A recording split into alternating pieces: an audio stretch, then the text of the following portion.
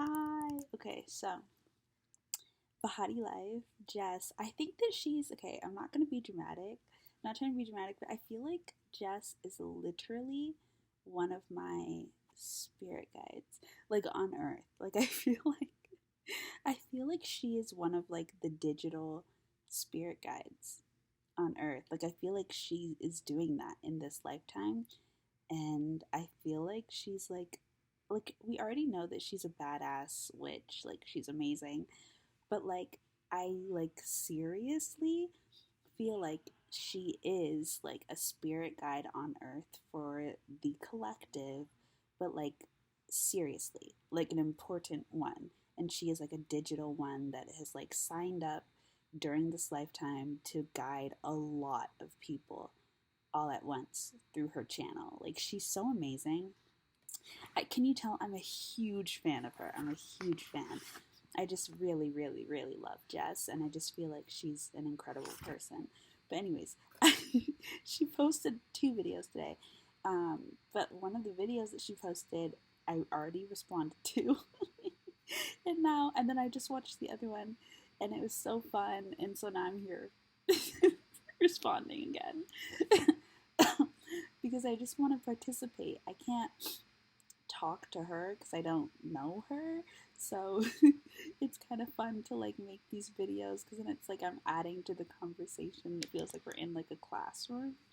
So, anyways, uh, I am just coming on here because she was talking about, she made a video and she was saying like it's time to be that annoying person who believes in the impossible. And for me, that is so funny because that is kind of my whole personality.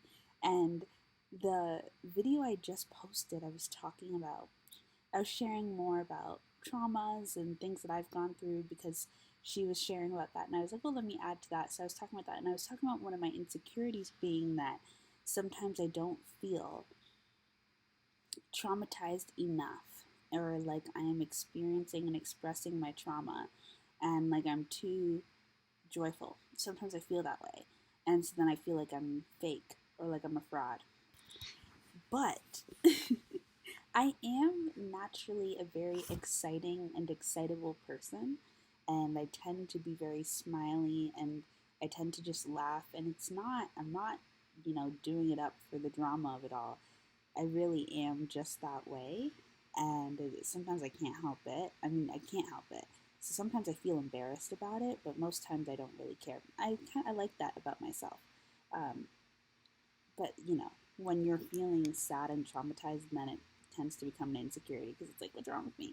But anyways, so she's talking about being that annoying person who believes in the impossible, and that was really funny because I love to be like that, and I wanted to like make a little video to talk about how I channel that energy and how it shows up for me sometimes. Like for me, um, one of the ways that shows up for me is like, okay, so I'm going to this place and I'm really excited about it. I have no idea what's happening there really. I have like a general idea. These bugs are so big, but I can't care. So I have a general idea of what it's going to be like, but not. I don't really have that much of a clue.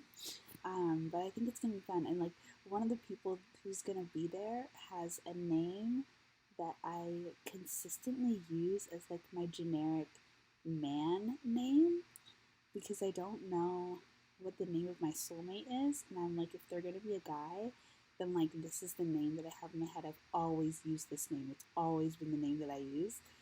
I don't know why. It's just always been the name that I use. It's a very generic name. It's a very generic white name. I don't know if the person's gonna be white, but it's just a generic white name. It's like it's a very common white man name. So I'll just put it there. I'm not gonna say whose name it is because like, what if I end up becoming friends with the person?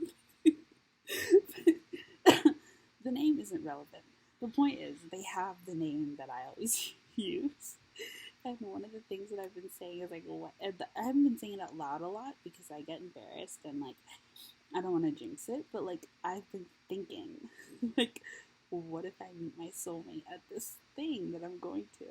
So the fact that the person has the name, like, I didn't like read too much into it when I saw it. I was just kind of like, oh, like okay, like interesting. Like I didn't actually even like deep dive into how I felt about it. I didn't even really feel that. I didn't let myself feel that much about it at all. I just like saw it and I was like, okay, cool. But like, just watching Jess's video makes me feel like, okay, well, this is like an example of that. Like I get like a funny coinkydink, and I'm like, okay, well, like this could potentially be something, and even if like that person doesn't end up being anyone important to me, it doesn't really matter because it's just a funny like nod to my dreams and my fantasies and my hopes and desires. And I feel like that was like a fun expression of that. And yeah, that is kind of all I wanted to say. Uh, what? I'm going to go back to my video now. I was watching Nicholas Ashbaugh. He's also really great. Oh, I'm so late. About how much better this ended up than it could have been. And maybe in the past. Okay, so I have to go. Bye.